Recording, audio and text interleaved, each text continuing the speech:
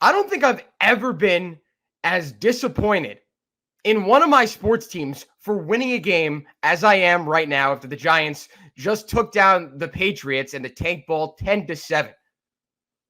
And boy, am I disappointed.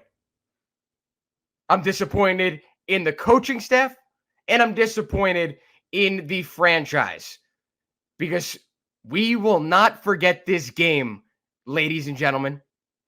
We're going to look back at this game in 10, 15 years, and we're going to see how big of a mistake it was to beat the Patriots. Going to keep this short today. Going to go over the game and what the future looks like for the New York Giants on this episode of the BG Show. All right, Bryce Gelman here on episode 9 of the BG Show following a 10-7 victory for the New York Football Giants over the disgustingly bad New England Patriots. And right now, as it stands, the Giants have they're sixth in the standings, at the bottom of the standings.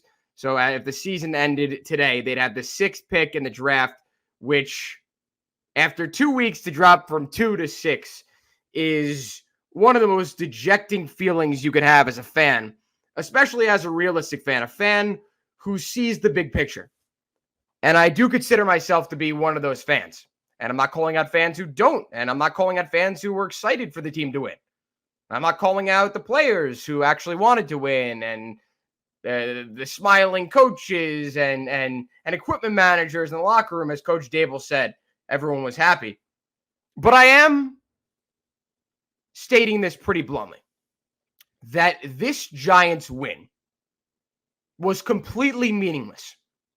And I spoke about it this past week on One Giant Step with Sean Marash. You can catch that on YouTube. You can catch that on wherever you get your podcasts, on WFAN.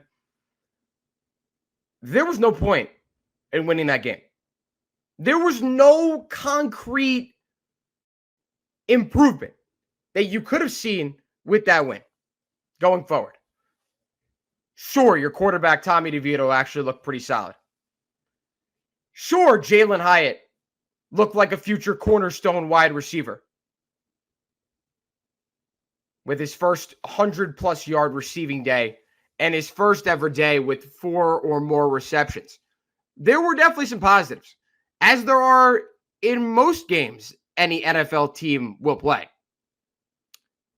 But we cannot overlook the fact that with this win, the Giants now have a 16.7% chance of getting a top 3 overall pick. So what now? The New York Giants are in a spot where they should have been losing every possible game because they don't have the talent to compete. No one thinks that the Giants, even with a healthy team going into this year, I mean, sure, they win more games, right? But no one thinks in their right mind that this Giants team is ready to compete for anything anytime soon. And the only thing connecting them to success was a high draft pick this year and picking a quarterback of the future. Because we all know what Daniel Jones has amounted to be, the amount of excuses that people have made for the guy. And yes, he's dealt with a lot of injuries. Yes, you can make some excuses for him. But the bottom line is, he is not a franchise quarterback. Patrick Mahomes carried his team to the Super Bowl in 2020 to lose to the Buccaneers with no offensive line. So you can't blame it on the offensive line. You can't blame it on the lack of receivers because we saw what Tommy DeVito was able to do with his connection with Jalen Hyatt, who, for whatever reason, the Giants were not using at all. One of the fastest guys in the league, completely burnt Sauce Gardner in that preseason game, and everyone made a huge fuss about it, but there's a good reason why people made a fuss about it. Because the guy's got talent. The guy's got uncoachable speed and agility, and thankfully, Tommy DeVito is the quarterback to finally exploit that talent. So the Giants are also the only team in the bottom 8 right now in the draft to actually be on a winning streak. Every other team understands the position that they're in. Every other team understands the point of losing. Every time understands that they're not in a position to win anytime soon, and they continue to lose. Albeit the one team that doesn't have their draft pick in that is the Panthers, who lost yet again today. And Bryce Young is just the Bryce Young and Frank Reich connection is not looking too good down there in Carolina. And they don't have their first round pick, which goes to the Bears. The Bears looking really good right now. And if they really want to make that change at quarterback, they really want to cash in on Justin Fields by trading him away, they could very reasonably do it and have a lot of assets going forward that somehow, some way they'll screw up. You know their quarterback history. They will need a miracle. They're gonna have to throw up a prayer, a Hail Mary, like Fredo in Godfather 2. And we all know how that ended up. And it's probably going to be the same thing with the Bears and their quarterbacks, because the Bears don't have many great quarterbacks in their history. All right, I digress. The Giants, again, as I said, a bunch of positives to take away from today. Deonte Banks got an interception in the first half, which was just beautiful. He catches the ball on the left sideline. Mac Jones overthrows. I mean, I have no idea what it had gotten into Zach Wilson-Jones being benched. I don't know how many times it's been. It feels like it's been 5 or 6 times this year. And the Patriots had to put in Bailey Zappi. But yeah, Mac Jones overthrows his receiver to his left. And Deonte Banks makes one of the most impressive interceptions that you'll see, especially from a rookie. I mean, you'd think that he played wide receiver in his past. But yeah, it looked great. And Xavier McKinney picked off a ball. The Giants, they had 3 picks. The defense showed up without Dexter Lawrence.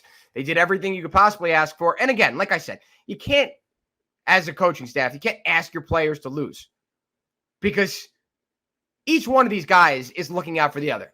And each one of these guys is also looking out for themselves. And a lot of these guys have potential contracts coming up. So no one is saying that they should have, thrown the towel in. No one is saying that they should have given up.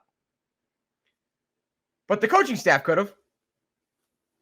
And it may be a conspiracy theory at this point, but it may be something that Bill Belichick did at the end of that game, telling Ryland to miss that kick. 35-yarder, Chase Ryland is a rookie. The Patriots have had a lot of experiments recently at the kicking position. And he comes in and absolutely duck hooks a kick. And people said shank. They clearly haven't played golf in the past, because a shank is when you, as a right-hander, you kick it or hit it right. It goes dead right. And left means hook. Left means pull. He duck hooked this ball so far left that you got to think it was almost on purpose. I mean, that's what I thought. I wasn't at the game. Again, it's a conspiracy theory. Maybe Bill Belichick just said, hey, you want to keep your job? Miss the kick. No, I doubt that happened. But either way, congratulations to the Patriots. Congratulations to their fans. They now have a 38% chance, I believe, of getting a top 2 or top 3 pick. So maybe they'll be able to finally find their replacement in Tom Brady, or for Tom Brady in this upcoming draft. It's certainly something that the Giants will find it extremely hard-pressed to do, is find their next generational quarterback. And something they would have found it much easier to do if they had a top 3 pick, which they will in all likelihood not have. And at this point, the Jets may have a better chance of getting a top pick than the Giants do. That's where we're at right now. That's where we're at. It's just so disappointing. It really is. And this is what New York teams do. And I've spoken about this a bunch in the past few weeks, is that for whatever reason, New York teams have no idea how to tank. That they are just so enamored with the fact that winning looks good to the fans, because I think, honestly, this is my theory behind it. I think coaches are so afraid to do the right thing. I think the organization is so afraid to do the right thing because of the scrutiny that they are all under from the New York media, the unrelenting New York media that would probably criticize the Giants for losing that game. When we all knew well that the Giants losing that game would be much more beneficial to their future than winning the game was. But I think that that's slightly plausible. That's why these teams are so incompetent at doing the right thing, at losing a few meaningless games, and putting yourself in a better position going forward. I told you I was going to keep this short. I'm surprised they kept it under 15 minutes. But that's really all I got to say about this game. It's all I got to say about this organization. The Giants pick up the win, but in reality lost this season. And they lost their future, potentially, going forward by beating the Patriots 10-7 today. I keep saying that I'm going to talk about the Knicks, but what a comeback the other day against the Heat. Down 21 points with a couple of minutes left in the third quarter. They go into the fourth quarter with basically no chance. One of my friends live bet them, and I think got them at like plus 1,400. That just shows you how far the books thought that game was out of reach. And clearly not, because Jalen Brunson, I mean, the combination of him, Quickly, and Barrett is the future of this franchise. And there's no doubt in my mind. And it just becomes more and more clear by the day that Julius Randle is an expendable part of this team and what this team is trying to do. The guard play has been superb for the New York Knicks. Dante DiVincenzo has been an incredible pickup for the Knicks as well. So, I mean, man, that was exciting. That was exciting. I was actually happy about that win, unlike the one that the Giants pulled out today. All right, as I said, I'll get into the Knicks at some point going forward. Yeah, I'm very happy about the Knicks. I tend to talk about teams that I'm more upset about because it not only makes for better radio and better talk, but you're looking for somewhere to vent.